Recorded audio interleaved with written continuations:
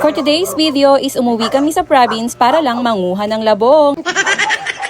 Kaya naman, from this to this. So eto na nga, after namin mag-breakfast, sabi ng asawa ko nga ay manguha daw kami ng labong. So dito lang nga kami sa may gilid ng kalsada, naglakad-lakad at nakita nga namin na marami palang labong dito pa lang sa may bungad. So malayo pa nga ako dyan everyone, is nakita ko na ang lalaki nila at ang hahaba, lalo na yung nandun sa pinakaloob.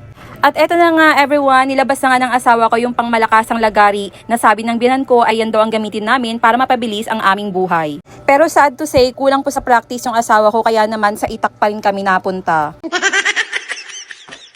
Diba, hindi siya sanay sa lagari, mas sanay pa rin siya yung ganyan tinutusok-tusok na tinutulak-tulak.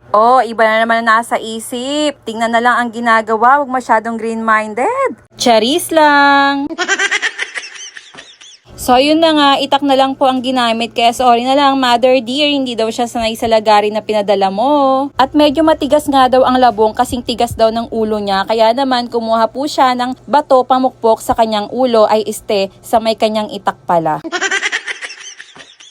So medyo nahirapan nga siya dyan everyone. Sabi ko nga una pa lang yan pero hirap na hirap ka na. Sabi niya medyo matagal na daw na hindi siya kumuha ng mga labong kaya naman kinalawang na ang lolo nyo. So after 30 minutes nga, ayan nga nakuha na niya yung unang labong. So yun nga natagalan kaya naniniwala na ako na kinalawang na talaga siya. Kaya mag-break time muna tayo everyone sa kakadaldal ko dito. Mag-shoutout muna tayo sa mga nakipag-engage ng nakaraang video ko.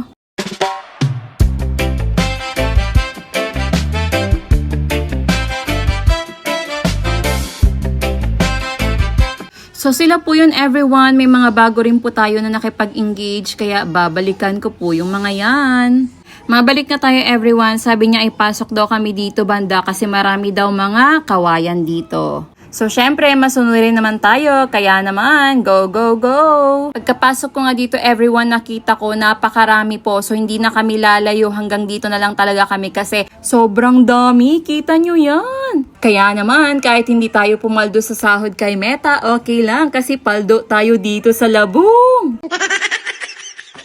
So, habang nangunguha nga kami dyan everyone is nagmamarites po kaming dalawa. Sabi po niya dyan, nung kabataan daw niya ay tirador daw po siya ng labong kaya kabisado na daw po niya yung lugar dyan.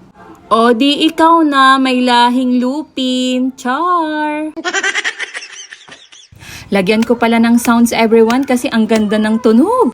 Alam nyo ba everyone, nung kabataan ko is hindi ko na-experience na manguha ng labong. Kasi po si father po yung nangunguha ng labong. Sabi niya wag na daw sumama kasi nga masukal daw at maraming tinik. Pero sa totoo lang, alam nyo enjoy pala manguha ng labong. Parang gusto ko tuloy araw-araw na lang tong gawin. Char!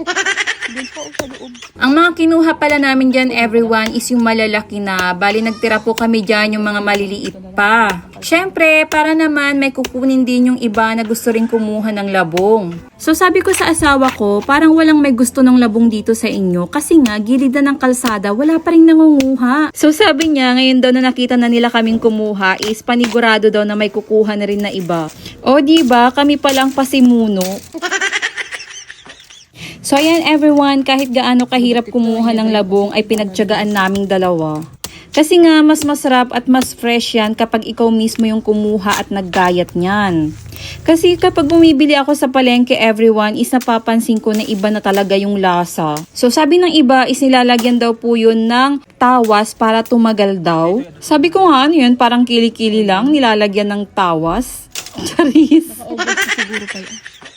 So sabi niya, marami rin daw mga mushroom dito. Actually, uuwi sana para maghunting ng mushroom. Kaya lang, wala pa kasi late na po yung ulan. Napahaba na ang video everyone. So may part 2. Kaya abangan kung paano namin linisan ang mga labong. Thank you for watching!